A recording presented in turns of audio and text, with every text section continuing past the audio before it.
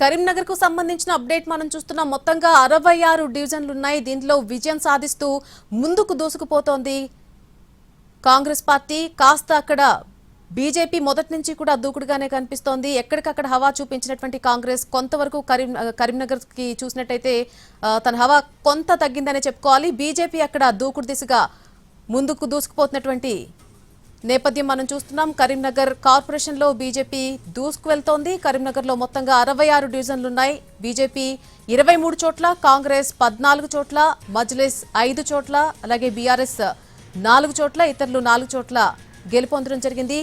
ఈ అంశంపై పూర్తి అప్డేట్ కరీంనగర్ నుంచి మా ప్రతినిధి భాస్కర్ అందిస్తారు. భాస్కర్, కరీంనగర్ మొదటి నుంచి కూడా బీజేపీ తన హవా చూపిస్తుంది. ఎక్కడికక్కడ హస్తం పార్టీ ముందుకు కదులుతున్నా కూడా గెలుపు దిశగా, ఇక్కడ కరీంనగర్ లో మాత్రం పెద్దగా ప్రభావం చూపించలేదనే చెప్పుకోవాలి. సో పూర్తి అప్డేట్ ఏంటి? నళిని, ఉమ్మడి కరీంనగర్ జిల్లా వ్యాప్తంగా హస్తం పార్టీ హవా కొనసాగినప్పటికీ కరీంనగర్ మున్సిపల్ కార్పొరేషన్ సంబంధించి చూసినట్టయితే కరీంనగర్ మున్సిపల్ కార్పొరేషన్లో అధికార కాంగ్రెస్ పార్టీకి కాస్త బ్రేక్ పడిందని చెప్పవచ్చు. కాంగ్రెస్ పార్టీకి సంబంధించి మనం ఈ కరీంనగర్ మున్సిపల్ కార్పొరేషన్కు సంబంధించి చూసినట్టయితే 66 డివిజన్లకు గాను ప్రస్తుతం బీజేపీ 30 స్థానాలకు పైగా ఆధిక్యంలో, ఒక స్పష్టమైన ఆధిక్యంలో కొనసాగుతూ ఉన్నది. అయితే నిన్నటి వరకు అన్ని సర్వేలు కానీ, ఎగ్జిట్ పోల్స్ కానీ అన్నీ కూడా హంగ్ వస్తుంది. బీజేపీ ఏ పార్టీకి కూడా స్పష్టమైన మెజారిటీ రాదని చెప్పిన నేపథ్యంలో ఇక్కడ ఓటర్లు మాత్రం ఒక భిన్నమైన తీర్పు ఇచ్చారని చెప్పవచ్చు. ఒక స్పష్టమైన ఆధిక్యం దిశగా బీజేపీ అయితే దూసుకుపోతుందని చెప్పవచ్చు. ఒక పెద్ద మున్సిపాలిటీ, దాదాపు 2.5 లక్షల ఓట్లు పోలైన ఇక్కడ బీజేపీకి ఒక స్పష్టంగా 33 స్థానాలకు పైగా ఆధిక్యత లభించింది. రెండో రౌండ్ కొనసాగుతూ ఉన్నది. ఇప్పటికీ ప్రకటించిన 4 స్థానాల్లో కూడా ఇప్పటికీ 4 స్థానాల్లో 4 డివిజన్లకు సంబంధించి అయితే ఫలితాలను ప్రకటించారు. దానికి సంబంధించి బీజేపీ ఆ 4 స్థానాలను కూడా కైవసం చేసుకోవడం జరిగింది. మరొక మున్సిపల్ కార్పొరేషన్, ప్రధాన municipal corporation Ramagundam municipal corporation విషయానికి వస్తే, రామగుండం మున్సిపల్ కార్పొరేషన్లో 60 డివిజన్లు ఉంటాయి. 60 డివిజన్లకు సంబంధించి కూడా చూసినట్టయితే కాంగ్రెస్ అక్కడ తన హవాను కొనసాగిస్తుందని చెప్పవచ్చు. మొత్తంగా పెద్దపల్లి జిల్లా కంప్లీట్గా కూడా పెద్దపల్లి జిల్లాలో చూసినట్టయితే పెద్దపల్లి, మంతని, సుల్తానాబాద్ ఈ 3 మున్సిపాలిటీలను కూడా హస్తం కైవసం చేసుకుంది. మంత్రి శ్రీధర్ బాబు ప్రాతినిధ్యం వహిస్తున్న మంతని మున్సిపాలిటీని ఒక అత్యధిక మెజార్టీతో కాంగ్రెస్ పార్టీ అయితే కైవసం చేసుకుంది. అటు పెద్దపల్లి నియోజకవర్గ కేంద్రంలో ఉన్న పెద్దపల్లి మున్సిపాలిటీని, అదే పెద్దపల్లి నియోజకవర్గంలోని సుల్తానాబాద్ మున్సిపాలిటీని కూడా కాంగ్రెస్ కైవసం చేసుకుంది. మరోవైపు మంత్రి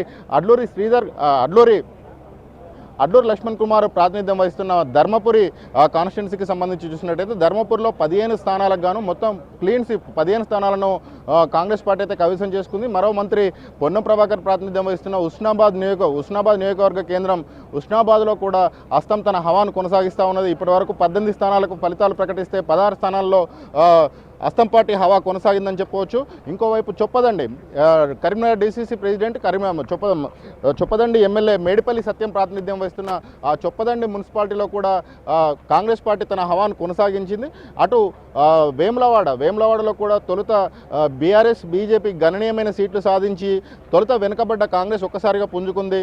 ఒక మెజారిటీ దిశగా, మ్యాజిక్ ఫిగర్ దిశగానైతే వేములవాడలో కాంగ్రెస్ పార్టీ వెళ్ళిందని చెప్పవచ్చు. అయితే బీఆర్ఎస్ వర్కింగ్ ప్రెసిడెంట్ కేటీఆర్ ప్రాతినిధ్యం వహిస్తున్న సిరిసిల్ల మున్సిపాలిటీ మినహా బీఆర్ఎస్ పార్టీ ఎక్కడా కూడా తన ప్రభావాన్ని చూపలేదు. ఇక్కడున్న ఎమ్మెల్యేల్లో పాడి కౌశిక్ రెడ్డి పంచాయతీ ఎన్నికల్లో పర్వాలేదు అనిపించినప్పటికీ, కాస్త మెరుగైన ఫలితాలే హుజురాబాద్లో సాధించినప్పటికీ మున్సిపల్ ఎన్నికల్లో దాన్ని కొనసాగించలేకపోయారని చెప్పవచ్చు. ఆయనకు షాక్ తగిలిందని చెప్పవచ్చు. అటు జమ్మికుంట మున్సిపాలిటీలో హంగ్ దిశగా వచ్చింది. ఇండిపెండెంట్లు, ఆ తర్వాత ఫార్వర్డ్ బ్లాక్ సంబంధించిన విజయం సాధించిన అభ్యర్థులు ఎవరికి వైపు మొగ్గు చూపితే వాళ్ళు విజయం సాధించే అవకాశాలు అయితే కనిపిస్తూ ఉన్నాయి. కౌశిక్ రెడ్డి ఎక్సాపిషో ఓటు వేసినప్పటికీ కూడా అక్కడ కార్ పార్టీకి అయితే అధికారం దక్కే అవకాశాలు కనిపించడం లేదు. ఇప్పటికే క్యాంప్ రాజకీయాలు జమ్మికుంటలో ప్రారంభమయ్యాయి. ఇక హుజురాబాద్ విషయానికి వస్తే, హుజురాబాద్ నియోజకవర్గ కేంద్రంలో ఉన్న మున్సిపాలిటీకి సంబంధించి ఫలితాలను కనుక చూసినట్టయితే కాంగ్రెస్ స్పష్టమైన ఆధిక్యతను మొదటి నుంచి కూడా ప్రదర్శించింది. అదే ఆధిక్యతను కొనసాగించి చివరికి హుజురాబాద్ మున్సిపల్ పైన కాంగ్రెస్ జెండా ఎగిరిందని చెప్పవచ్చు.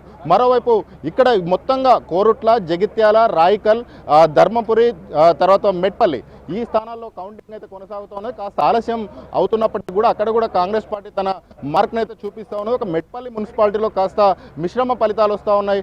మిశ్రమ ఫలితాలు వచ్చినప్పటికీ కాంగ్రెస్ సింగిల్ లార్జెస్ట్ పార్టీగా ఉందని చెప్పవచ్చు. రాయకల్ మున్సిపాలిటీలో మాత్రం ఒక విచిత్రం ఉంది. బీజేపీ బీఆర్ఎస్లు కలిపితే మున్సిపల్ చైర్మన్ గిరి దక్కించుకునే అవకాశాలున్నాయి. అది కాంగ్రెస్ పార్టీ సగం సీట్లు, తర్వాత వాళ్ళిద్దరు రెండు పార్టీలు కలిపి సగానికి పైగా మ్యాజిక్ ఫిగర్ను దాటిన సిచ్యువేషన్ ఉంది. ఏ పార్టీ కూడా మ్యాజిక్ ఫిగర్ రాకపోవడంతో రాయకల్ మున్సిపాలిటీ అనేది ఒక ఆసక్తి నెలకొన్నదని చెప్పవచ్చు. మొత్తంగా చూసినట్టయితే ఉమ్మడి కరీంనగర్ జిల్లాకు సంబంధించి జరుగుతున్న మున్సిపల్ కౌంటింగ్ ఒక మిశ్రమ ఫలితాలను ఇస్తున్నాయి. అస్సాం పార్టీకి తన హవాను కొనసాగించే అవకాశాన్ని కల్పించాయి. అట్లాగే బీఆర్ఎస్ పార్టీ ప్రధాన లీడర్గా అయినటువంటి సిరిసిల్లలో కేటీఆర్ ప్రాతినిధ్యం వహిస్తున్న సిరిసిల్లలో ఆ పార్టీకి ఒక మంచి విజయాన్ని అయితే అందించారు. ఇటు కరీంనగర్లో బీజేపీ పార్టీ కేంద్ర మంత్రి బండి సంజయ్ ప్రాతినిధ్యం వహిస్తున్న కరీంనగర్లో బీజేపీకి అనూహ్యంగా మేయర్ పీఠం తొలిసారి దక్కనున్నది.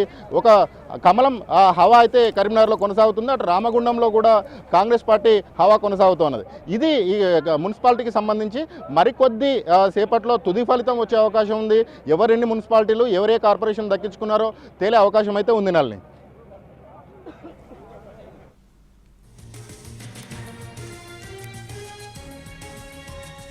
Right Vijayabhaskar, thank you.